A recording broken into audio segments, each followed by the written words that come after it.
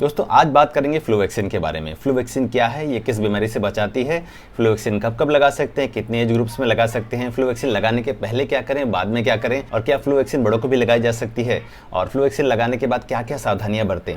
तो दोस्तों flu vaccine क्या है, फ्लू वायरस जो इन्फ्लुएंजा वायरस होता है उससे बचाती है। इसकी वजह से क्या होता है, वायरल निमोनिया होता है, जिसके लक्षण क्या होते हैं, इसकी वजह से सर्दी जुकाम बुखार, गले में दर्द, सांस लेने में तकलीफ हो सकती है, पसलियाँ तेज चल सकती हैं, पसलियाँ अंदर की तरफ धंस सकती हैं, बच्चा खाना पीना छोड़ देगा, उसका विकास थोड़ा रुक जाएगा, और बच्चे को बार बार इन्फेक्शन होने की वजह से क्या होगा, उसका जो ग्रोथ है उसकी उम्र के जो अन्य बच्चे हैं उनकी तुलना में थोड़ा कम हो जाएगा, जिसकी वजह से बच्चा स्टंटेड हो जाएगा, शॉर्ट स्ट्रेचर हो जाएगा वगैरह वगैरह। तो इसकी वजह से क्या, बच्चा बार बार बीमार पड़ता है ना, तो उसके आगे के विकास पे, उसकी पढ़ाई लिखाई भी असर पड़ता है। बार बार बीमार पड़ेगा तो पढ़ाई लिखाई में अच्छा परफॉर्म नहीं कर पाएगा ना।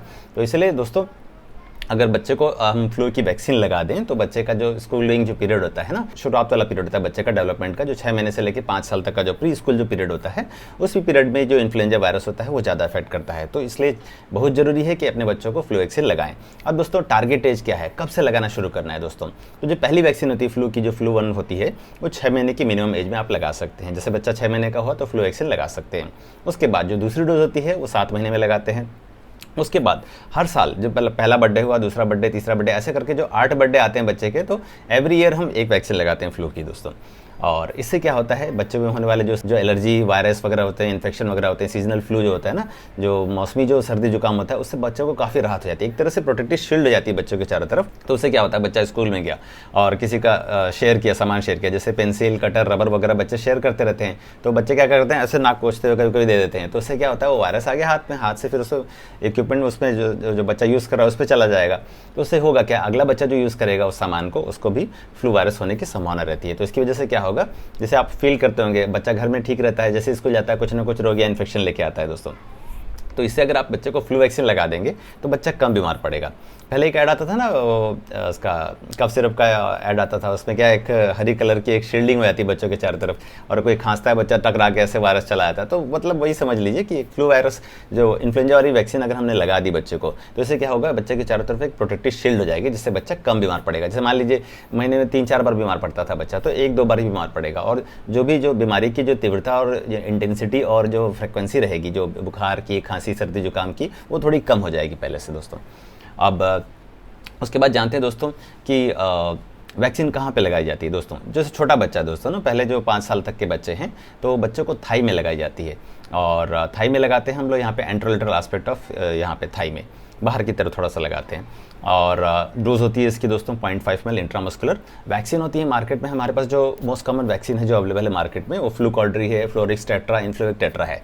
तो जो फ्लूकॉड्री है उसका रेट काफ़ी अच्छा है, ठीक ठाक है रेट उसका, करीब 2200 रुपये इसका रेट है। जो इन्फ्लुएंजा टेट्रा और फ्लोरिक्स टेट्रा है, इनका रेट करीब 2300 रुपये है। लगाने के पहले क्या करें, देखिए लगाने के पहले ध्यान रखें कि बच्चे को बुखार नहीं होना चाहिए, पहले बात ये। तो हमेशा टेम्परेचर ले लेना है बच्चे का, घर में आपके पास थर्मामीटर वगैरह होगा, उससे आप टेम्परेचर नाप सकते हैं बच्चे का। अगर बच्चे को बुखार है तो फ्लू वैक्सीन मत लगाइए, थोड़े दिन रुक जाइए, बुखार ठीक कर लीजिए। सामान्य सर्दी जुकाम अगर है बच्चे को, मान लीजिए कफ कोल्ड वगैरह है, बुखार अगर नहीं है, तो आप फ्लू वैक्सीन लगा सकते हैं। लेकिन अगर बुखार है तो फ्लू वैक्सीन ना लगाएं।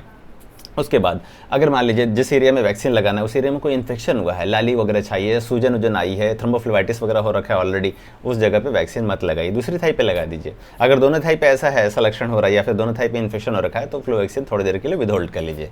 वैक्सीन लगाने के बाद क्या करना है आपको, थोड़ा सा पेन किलर बच्चे को दे देना है, जैसे क्रोसिन ड्रॉप वगैरह दे देनी है। अगर मान लीजिए बच्चे का वजन 10 kg है, तो उसको करीब 1.5 ml क्रोसिन ड्रॉप आप दे सकते हैं दिन में 3 बार। थोड़ा सा आइस लगा सकते हैं उस साइड पर जहाँ वैक्सीन लगा है, क्योंकि क्या होता है, कभी कभी जैसे हम वैक्सीन लगाते रहते हैं तो कुछ बच्चे हिला देते हैं, हिलाने की वजह से क्या होता है, कभी कभी थ्रोम्बोफ्लेबाइटिस जाता है। अगर आप बच्चों को अच्छे से रिस्ट्रेन करके लगा रहे हैं ना, तो कोई भी दिक्कत नहीं होती, सूजन वजन नहीं आती। लेकिन अगर बच्चा लगाते समय, वैक्सीन लगाते समय थोड़ा बहुत हिला दिया है, तो उसकी वजह से वहाँ पे थोड़ी सूजन आ सकती है। तो ऐसे में क्या करें, थोड़ा आइस क्यूब लें, 2 आइस क्यूब लें, एक झिल्ली में डाल दें, उसको वहाँ पे जहाँ वैक्सीन लगा वहाँ पे ऐसे ऐसे हल्का 30 सेकंड के लिए रगड़ दें। इससे क्या होगा, थ्रोम्बोफ्लेबाइटिस या सूजन बनने की जो संभावना रहती है वो नगण्य हो जाती है दोस्तों।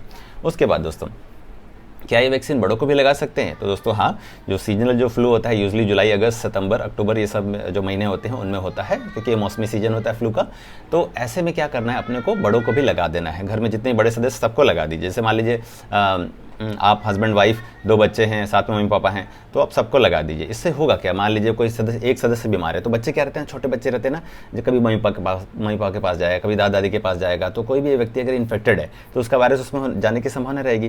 तो इसलिए एक बार जैसे आप इम्यूनाइजेशन अगर शुरू करते हैं ना, सबका एक साथ कर दीजिए। जैसे बच्चों का दोनों का कर दीजिए, ठीक है, आप दोनों हस्बैंड मियाँ बीवी दोनों करा लीजिए, फिर मम्मी पापा का भी करा दीजिए। तो बड़ों को क्या कंधे पे लगाई जाती है वैक्सीन, 0.5 ml इसका डोज रहता है, सेम लगा सकते हैं इसको। और यही जो प्रायर जो आपको ध्यान देना है कि बच्चे मतलब बड़ों को भी कोई फीवर वगैरह ना हो उस समय लगाते समय, है ना। और मान लीजिए अगर लगाने के बाद थोड़ा बहुत दर्द वगैरह होता है तो आप क्रोसिन का जो टैबलेट आता है वो ले सकते हैं, पैरासीटामॉल टैबलेट ले सकते हैं, या थोड़ा सा आइस लगा सकते हैं वहाँ पे। ये ध्यान देने की बात है, कई भ्रांतियां हैं हमारे मन में, जैसे कि मेरे बच्चे को ना मतलब एक और वैक्सीन लगा तो मैं फ्लू नहीं लगाऊंगी ऐसा। तो देखिए इससे डरने की बात नहीं है, एक दिन में 2 से ज़्यादा वैक्सीन बच्चे को नहीं लगाना चाहिए। तो जैसे मान लीजिए एक वैक्सीन लग गया है और फ्लू का भी आपका पेंडिंग है, तो उसको पेंडिंग मत छोड़िए, उसको लगा लीजिए। 2 वैक्सीन मिनिमम आप लगा सकते हैं, और 2 से ज़्यादा वैक्सीन मत लगाइए बच्चे को। इससे होगा क्या, बच्चा बहुत ज़्यादा पैनिक हो जाएगा, इरिटेबल हो जाएगा। तो क्या कीजिए, जैसे मान लीजिए आज उसका जैसे डीपीटी का बूस्टर वीडियो है, फ्लू वीडियो है, तो आप दोनों लगा सकते हैं उसको। तो एक दिन में 2 से ज़्यादा वैक्सीन नहीं लगाना है आपको, ठीक है। ऐसी ही और जानकारी लेकर मैं आपके सामने आगे भी उपस्थित होता रहूँगा। तो मेरे चैनल को लाइक करें, शेयर करें, सब्सक्राइब करें। जय हिंद।